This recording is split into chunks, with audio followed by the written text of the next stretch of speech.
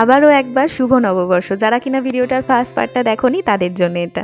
তো চান টান করে আমি পুজো দিয়ে দিলাম, তারপরে ক্যামেরা নিয়ে বাবার সামনে চলে এসেছিলাম যে বলো এবার রান্নাটা কেমন হয়েছে। তোমরা তো আগের পার্টে দেখেইছিলে আমি চিলি চিকেন রান্না করছিলাম। দুপুরবেলা আমরা সবাই একসাথে খাওয়া দাওয়া করে নিই, তারপরে আমি একটা কাজে বেরোই। এসেই আমি তাড়াতাড়ি রেডি হয়ে যাই, কারণ বিকাল দিকে আমাদের সবার দেখা করার কথা ছিল। সবার বলতে আমার, সরস্বতীর আর অঙ্গিরা। সরস্বতীকে তো তোমরা প্রায় ব্লগে দেখো, তবে অঙ্গিরাকে খুব কমের ভাগ দেখা যায়, কারণ হয়তো আমি এর আগেও বলেছি যে ও এখানে থাকে না। তো অনেকদিন পর যেহেতু আসছে, তো আমরা ঠিক করলাম যে চল আমাদের নতুন বছরের প্রথম দিনটা না হয় আমরা একসাথেই কাটাই। তো এসেই তো প্রথমে প্রচুর ছবি তুলেছি আমরা সবাই, যেহেতু অনেকটা দিন পর দেখা।